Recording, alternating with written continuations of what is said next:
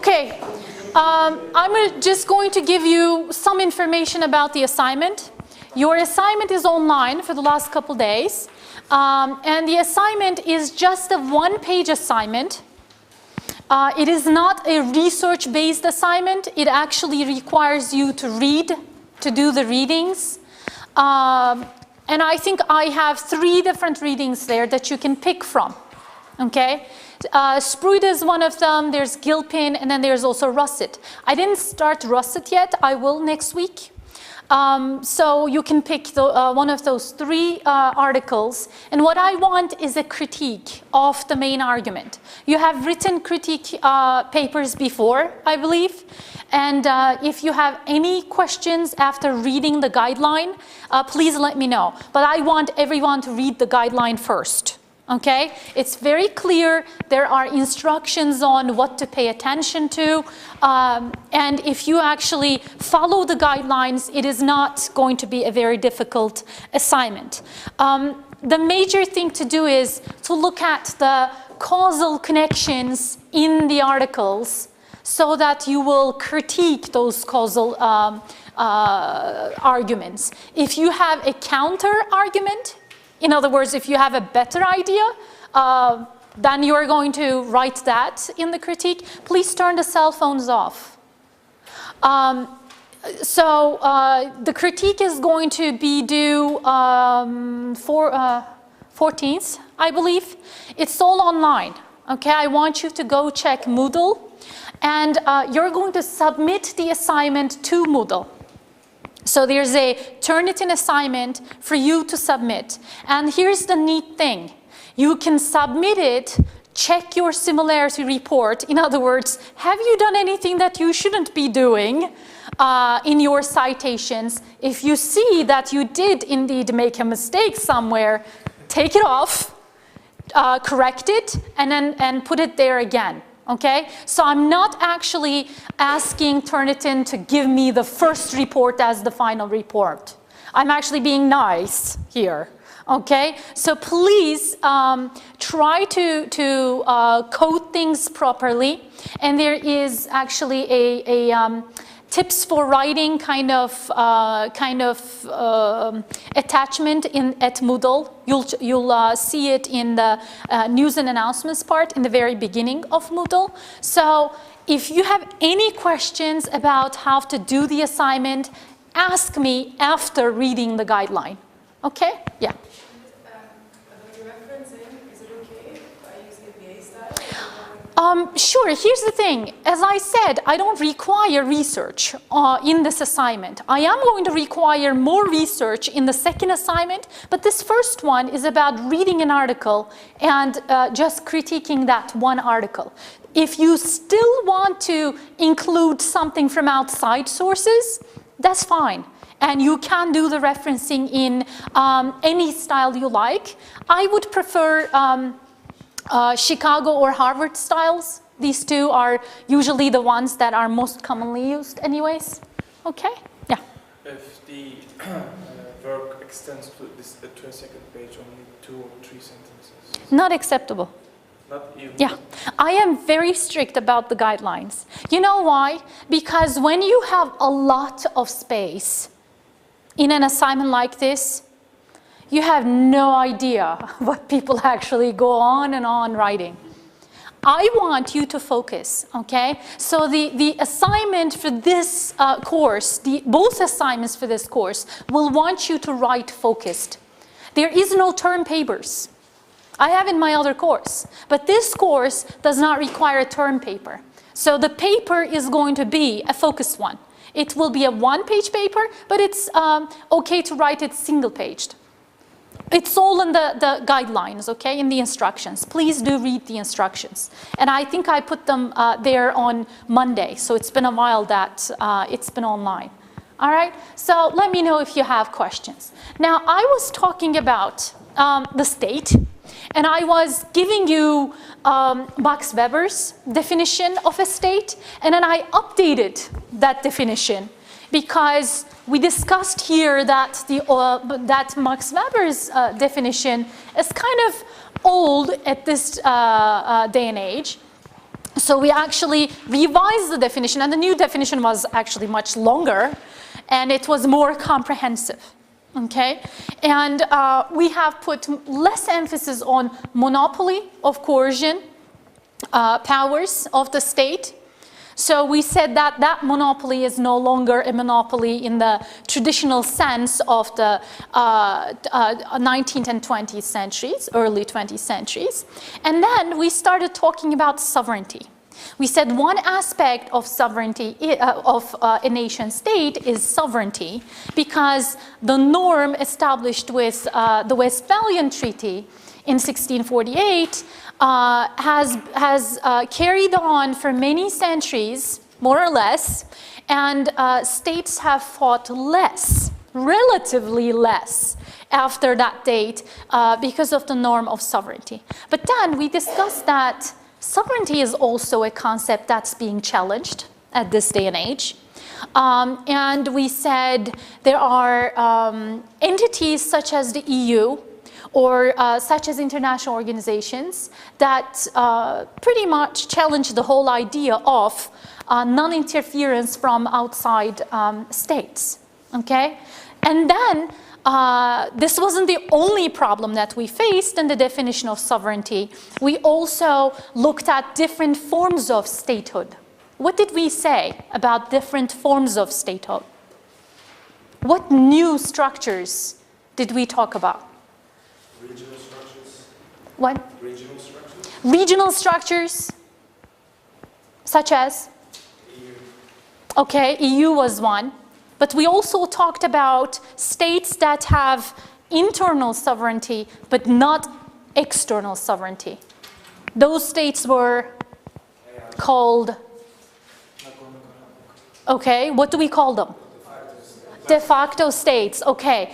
So now we have this new concept of de facto state, right? So we then talked about sovereignty as internal versus external sovereignty.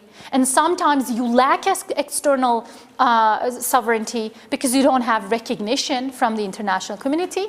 But in the meantime, you actually function as a state. I gave the example of the KRG. That's established in our neighbor, Iraq, right? So the Kurdistan regional government is a great example of a de facto state. And we gave other examples such as Palestine and someone said Taiwan, and you just said Nagorno-Karabakh, and there's several examples. Somaliland. So de facto states are all over the world. Now, why are we getting into this topic? Because I want to show you that about 100 years ago, no one actually thought that an entity called de facto state was possible. Just like that, in 1200s, no one actually really thought that an entity called the nation state or modern state was possible. Okay? And then I think it was you, Jalal, who said, well, in the future, maybe there will be no nation states and different structures or a more chaotic world structure will be waiting for us. We don't know. But what you need to think about here is things are changing. Okay? There is an evolution of the international system that started a long time ago and that keeps going on. All right? And that's why we really need to understand the alternatives in the past so that we can actually speculate on the alternatives in the future. Okay? So today, maybe you're going to decide by the end of the course, maybe you're going to decide that, city leagues or city-states or empires are more possible in the future. We don't know. Okay? But we just need to understand these alternatives.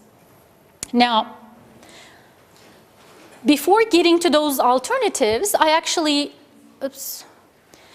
told you about the multiple and overlapping layers of authority. And what was that about?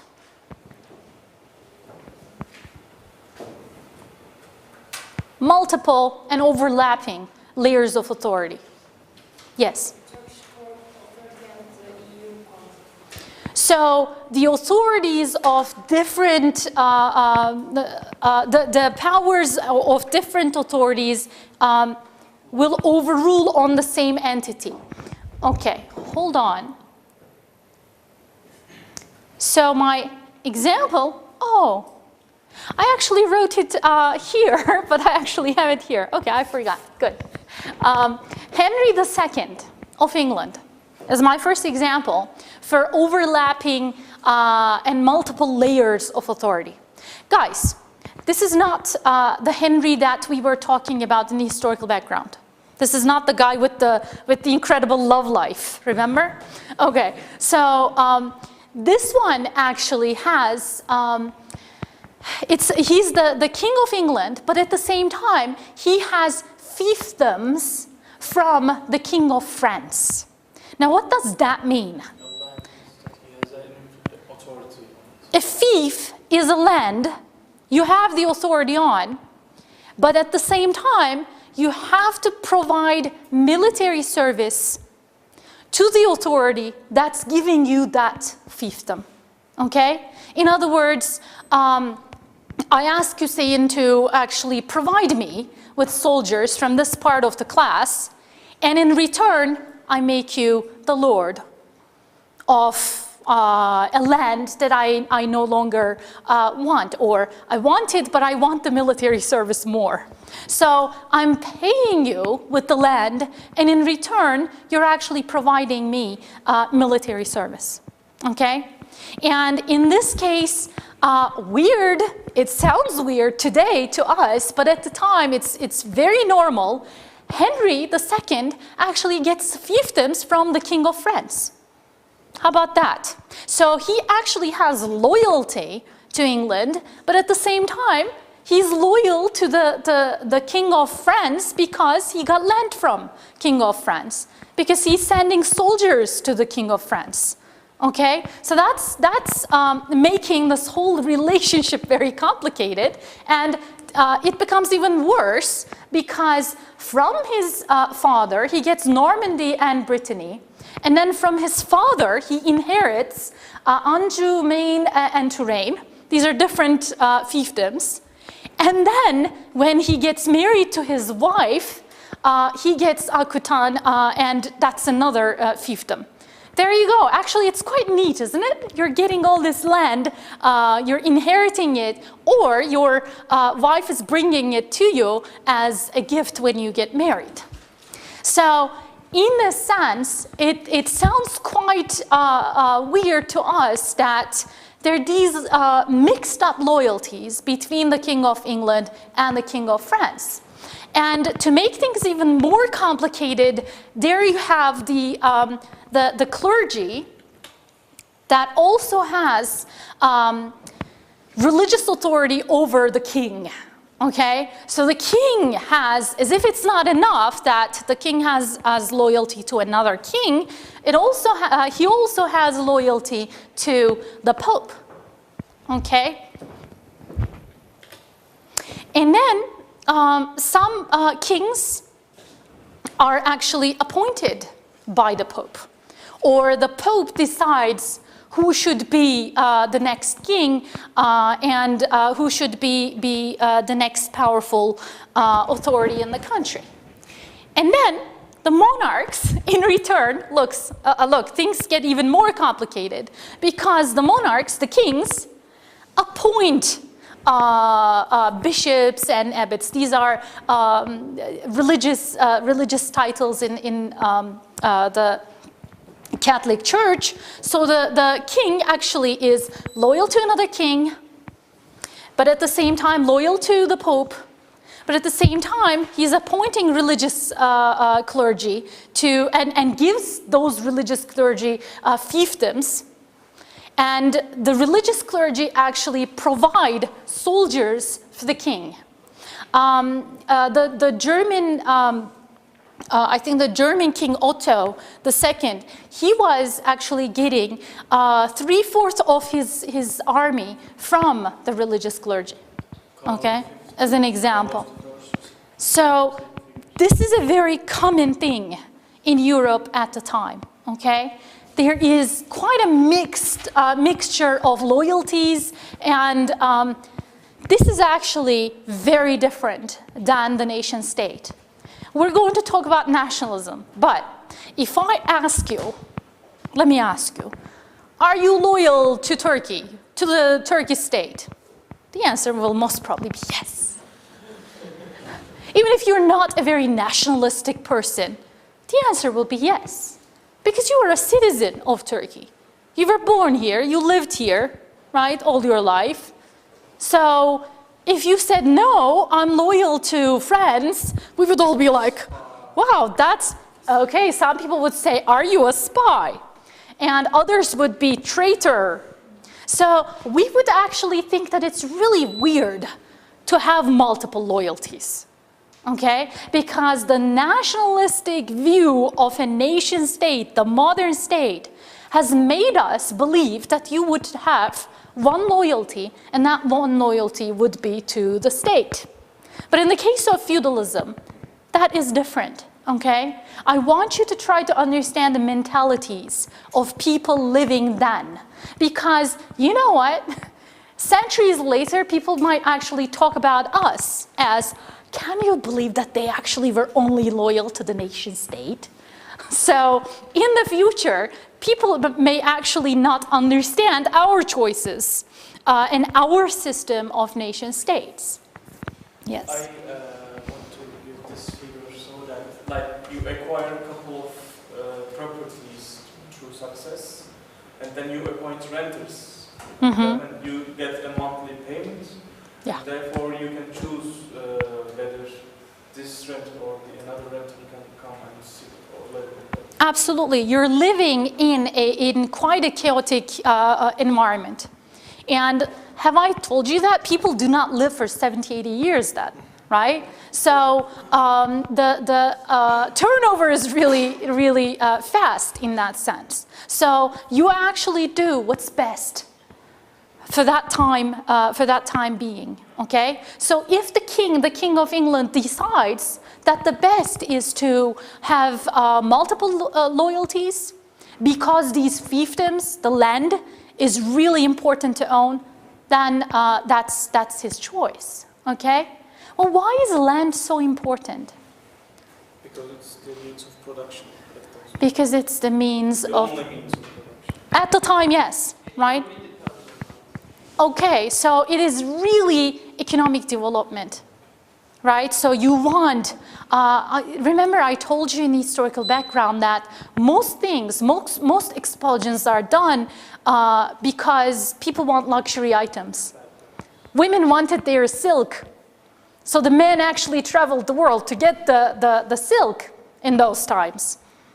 That was luxury, was the basis of expansion and exactly and of more excursions to the world. New continents were found because were discovered because people actually wanted more. So economy and economic development was quite important in feudal times as well. And because security was quite a luxury, people actually increased their loyalties to remain secure, okay? The king of France needed soldiers from the king of England. So do you think that the king of France would love to give land to the king of England? No, but it is a trade, military in return for land. Okay, guys? So this is a system that is quite different than what will follow. All right.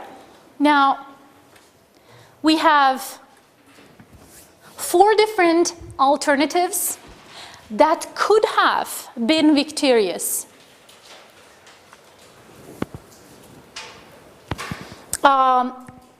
Over the centuries in Europe, and then in the whole world. Why do we keep focusing on Europe? Because once again, these things were taking place in Europe, and then since Europe started discovering the world out there and started colonizing the world, this has, whatever was going to be victorious would spread as a result of the victory of this form in Europe, okay? So we're focusing on Europe because Europe spread not only its economy or economic structure, but also its culture and its state structure, okay? Is it a coincidence that Turkey is a nation state, was built, Turkish Republic was built as a nation state?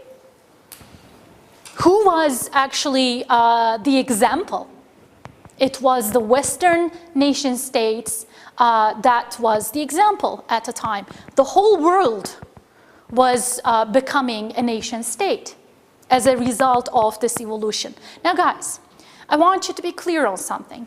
Empires, city leagues, city-states, sovereign states, they coexist, okay? So it's not like one of them appears and comes to an end, the other starts. That's not the case. They coexist for centuries. I showed you the maps, right? From 1200 on, I showed you the European maps. Well, those maps showed you that there were differences in the world from century to century. Sometimes the number of empires were higher. Sometimes there were so many city-states, city leagues, and empires all at the same time. Changed, okay, from century to century. What matters is to understand the strengths and the weaknesses of these different political units. Why do we want to know the differences and the strengths? Because we want to understand why wasn't it empires that survived by the 20th century instead of the nation state. So what is it about nation state that states actually or people actually believe that it's better than the other political units, okay? Why don't we have empires today? Or do we? So these are the questions that we're asking. Okay? And in the case of empires, the good examples are ancient Rome. I told you about the Roman Empire, remember? Very organized military and all that. Okay, very central. Well, empires, after the Roman Empire, were kind of like pieces of Legos. Did you play with Legos when you were kids? I loved it. I would make the weirdest things. My parents actually thought I was weird or something. So Legos, playing with Legos is all about putting pieces that fit together, right? And sometimes you put things that don't fit together and then the structure that you build will collapse. Well, that's kind of how you can picture empires. Okay? Empires were Legos in a sense that pieces were put together. So the whole structure was a combination of different pieces. And these pieces never were glued to each other. They were not strictly and strongly glued to each other. Okay? So the thing about empires is that there are structures that are kind of loose. Or they're strong, but loose at the same time. Because with one push, or several pushes, the empires become vulnerable to collapse. But in the meantime, as they are strong, they're actually very strong. What's the most important idea in an empire? Why would you want an empire? Is there anyone here from the Turkish people in the class? Is there anyone who wants Turkey to become an empire? Empire of what? Okay. Yes, Mehmet. You want an empire. Why is that? Because it makes me satisfied. Okay, why is that? What is so satisfactory in the power? Okay, all right.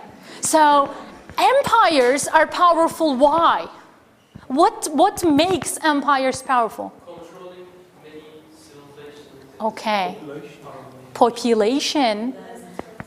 Controlling so many different people. So you feel strong, you feel powerful, and that actually satisfies you.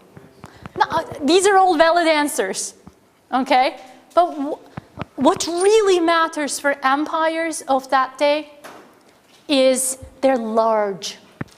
And the idea of empire is expansion. At the time, territorial expansion. But later, it's not just territorial expansion. What else do you want to expand? Do you want everyone to drink Turkish coffee in the world? That would be great, right? Okay. Are you drinking espresso? Okay, an Italian would want an empire and want everyone to drink espresso then. All right. Well, the example is Turkey, so I'll go with the Turkey examples. So it's not just territorial expansion that you will be satisfied with, but also cultural expansion, right? What else? I want every religion to speak Turkish. Language. Okay, expansion or spreading the language. That also makes you feel powerful. Okay. So language is then another part of how an empire, well, there's a problem there and I'll get to that. What's the problem with language? It's easier to expand the territory, but how are you going to change the language of the people in the territories that you conquered? So you will have to relocate people, and once you relocate people to the new areas that you conquered, Or apply more savage methods. okay, apply more savage methods. Kill everyone, put your people there, there you go. There are empires who've done that. It's actually quite inconceivable today, but that was a very natural form of expansion centuries ago. Okay, so do you think that in I don't know, 950, you think that people were thinking, oh, but you can't really do that. It's really morally wrong. That is something that people started thinking after Reformation, actually, and after 1600s, when people actually started thinking of international law more seriously. So before, no one really is talking about international law, guys. Okay? So we have mentioned territorial expansion, right? And then we have mentioned cultural expansion, expansion of language. What else? Yes? Religion. People have fought for religion. What was the 30 Years' War all about? A huge part of it was religion, right? So religion has actually led to ideals of expansion, because just like you want everyone to speak your language, wouldn't it be wonderful? Wherever you go, everyone speaks Turkish, so you don't have to learn another language. Okay, it makes your life much easier, right? Well, at the same time, another aspect of expansion is, wouldn't it be great if everyone believed in what you believed in? That would actually be perfect, right? You would be most satisfied with that, right? So, guys, religion, culture, territory, language, what else? Economy. Wouldn't you want to go anywhere that you expanded to and just trade whatever? So, here's the thing. Wouldn't it be wonderful to actually use your currency and not to go to the exchange office and worry about the exchange rates? There you go. For empires to be so popular for a very long time, there are many advantages, right? All these that I have mentioned are the strengths of empires? Yes. Isn't that US already did? Mm-hmm. For example, the dollar Mm-hmm. is valid for many states, Mm-hmm. Mm-hmm. So can we argue that US is an empire? I think so, yeah. Mm-hmm. In terms of economics, yes, it has. I think in terms of, well, the whole globalization literature also argues that globalization of American culture actually made the US dominate in the world culturally as well. Thomas Friedman was talking about McDonald'sization, right? He was counting all the countries that have McDonald's. And he argued that these countries won't fight with one another in a global world because they are all sharing so many with one another that they won't want to fight with one another. That's kind of an economic interdependence between cultures and states. So, guys, we will, I think the last week of the course, we're going to talk about imperialism. Imperialism is different than empire. Imperialism is a form of ideology that empires or would-be empires use. Right now, empires that I'm talking about are real empires with real territory and real expansion. So I'm talking about, for example, Austrian Empire, Austro-Hungary Empire. I'm talking about Ottoman Empire. So the US is not an empire in the sense of empires that I'm talking about here. I am going to talk about imperialism and the discussions, the debates on is US imperial, okay? So I would say US is not an empire, but I might actually argue that US is imperial. Or not just US, any country can become imperial. And critical theorists have said a lot about imperialism. We'll get to that, okay? Right now, I'm talking about territorial empires who really did hold large, very large pieces of land, and who dominated those pieces of land culturally and in many other ways. Some of these empires were more tolerant with its conquered territories, such as the Ottoman Empire.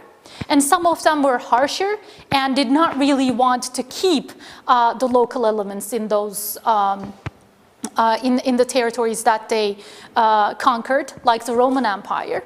And there are different types of empires, okay? Now, these are all the nice things that we like empires. We want our country to become an empire from time to time because it will make our individual lives much easier, okay? Seriously, I have to travel to the US soon, so I'll have to worry about the exchange rates and the dollars and how dollar has been on the rise, right? So that is actually something that individually satisfy me, right? But from the perspective of an empire, it's not really a completely rose garden to actually hold an empire. Because an empire has also several weaknesses. And in the end, these weaknesses bring the end of empires. Okay? Yes. So what might be the weaknesses of empires? Too big to protect. Too big. Okay. Too big. Well, okay. Hold on for a second. A moment ago, we said a big empire is good.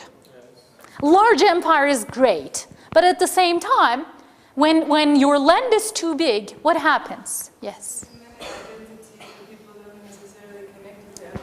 Okay, remember the Lego piece example?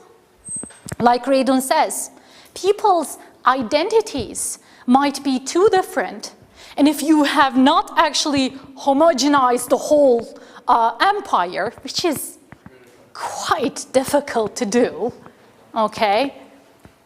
You need to use such assimilation policies that the whole empire becomes, there's no example of it, okay? No empire has been able to do that to the extent that you keep everyone as homogenized as possible, okay?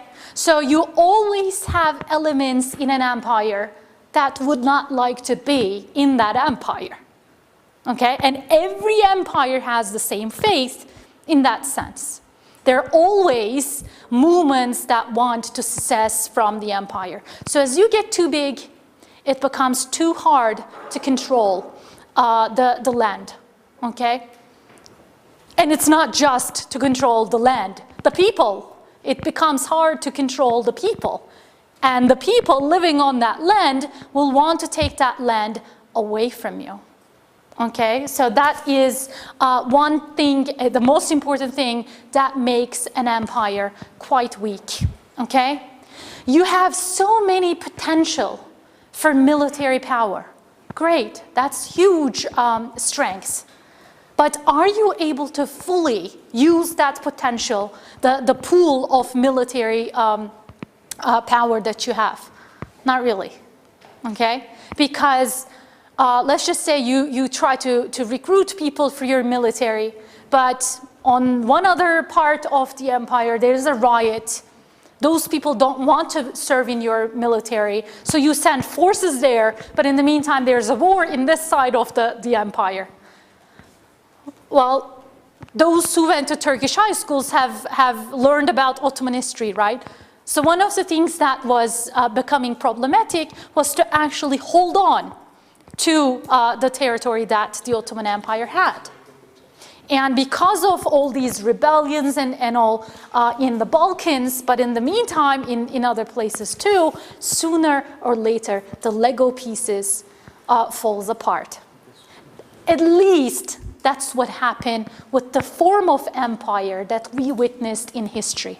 So I'm not arguing that there's one form of empire.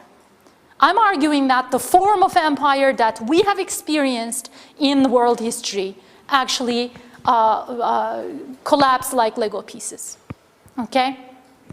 So, having said that, if you are worried about all these things that I'm saying, I have different criteria here in the slide. And I compare these different alternatives with these different criteria. So for the empires, the size is very large, potential military power is very large, economic wealth, the potential is very high, so there's a very broad economic base, but extraction is low, which means I'd like to tax Fatih, okay? I want your money. I want to tax you. But you know what? In the meantime, I want to tax each and every one of you in here. So the easiest to tax will be Akbel, Doruk, and Talha. Because you are closer to me. The farther you get, it becomes harder for me. Because you know what? I'll ask for taxes. You're not going to pay. And in return, I'm going to have to send you soldiers. I'll have to get these guys and send them to you. But in the meantime, maybe Mehmet is also not going to be paying taxes, and you are all the way there. So it becomes cumbersome to collect taxes. Yes? So with the technology, it's easier than the... Absolutely. Today, actually, the state can follow taxes, right? Soldiers with airplane. Absolutely. My only option at the time is to actually send someone to physically get that tax. Now, of course, we have banks. The banking system, see, this is actually a great example of the evolution of technology and how it helps the state system.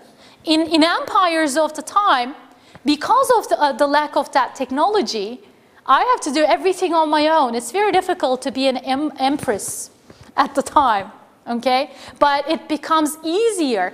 But then, as it becomes easier, we no longer have empires. So this gives you ideas, right? Now is the right time to become an empire then. Now we have technology. It might actually be easier to control the... Well, here's the thing. When every single entity in the world is a nation state, it will require a third world war to become an empire in that sense, in the traditional sense. Yes. Time is up? Oh, okay. Then I'll see you on Monday. I'll finish Sprut on Monday.